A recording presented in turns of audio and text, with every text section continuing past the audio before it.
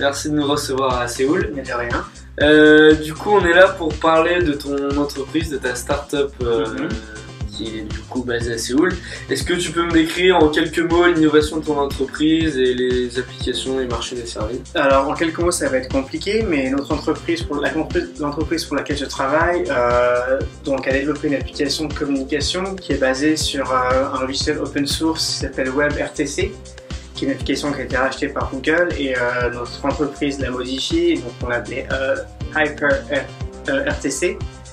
Et ça nous permet de faire des communications en temps réel basées sur le réseau des personnes qui communiquent et d'avoir des communications vidéo qui sont bien plus stables et qui consomment beaucoup moins de données cellulaires si jamais on compare avec des logiciels comme Skype ou FaceTime.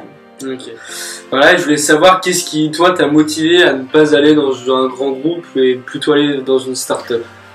Il va y avoir plusieurs raisons. La première étant qu'une start-up, comme tu l'as dit, j'ai intégré l'entreprise, je fais partie des 20 premiers salariés d'entreprise.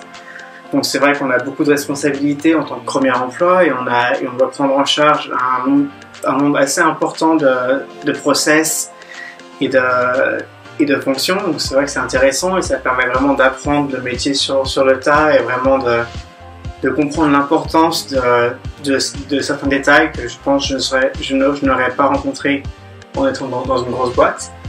Et ça permet aussi d'être dans un environnement jeune avec une culture d'entreprise qui est jeune.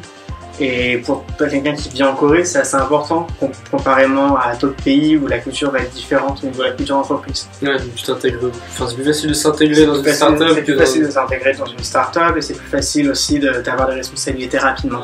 Est-ce que toi, du coup, tu as utilisé des méthodes de management particulières parce qu'on va peut-être du coup dire ton poste exact dans la... Donc moi dans mon entreprise, je suis manager qui s'occupe de toute la région Europe.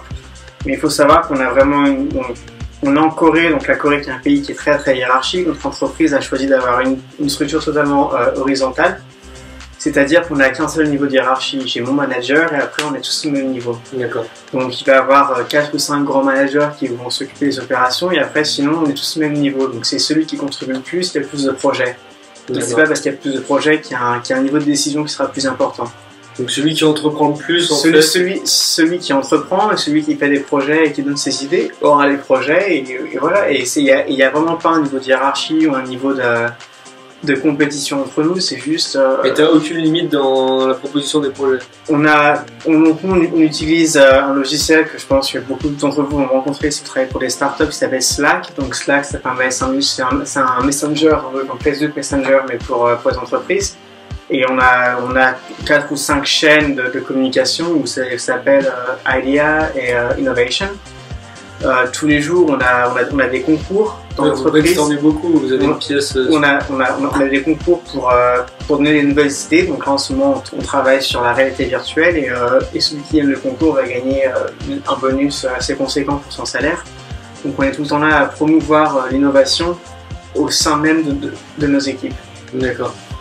Est-ce que tu as eu recours à des business plans et si oui, avec quel objectif et pour quelle efficacité perçue? Il faut savoir que les business plans, on fait quasiment, moi personnellement j'en fais toutes les semaines et c'est parce qu'on est une application qui est présente dans plusieurs marchés, on est présente dans quasiment le monde entier et après on pénètre des marchés d'une manière différente, donc il faut qu'on fasse des business plans à chaque fois, donc on s'adapte. Il faut quand même un petit bout du risque pour oser du coup entreprendre Il faut faire un bout du risque et il faut aussi que l'entreprise elle-même, où on travaille, elle supporte ce goût du risque. Parce que, comme je te l'ai dit, si tu travailles pour une entreprise où le risque est sanctionné, le goût du risque, tu ne l'as pas. Elle sera peut-être moins innovante du coup. Voilà, nous on est une entreprise où on est amené tous les jours à vraiment à innover et à prendre on a quand même des grosses sommes en jeu sur beaucoup de marchés et voilà, après ça nous empêche pas d'avancer. D'accord. Bah, écoute, l'interview est terminée. Merci bien de m'avoir donné un peu de ton temps et puis bonne continuation. Merci beaucoup.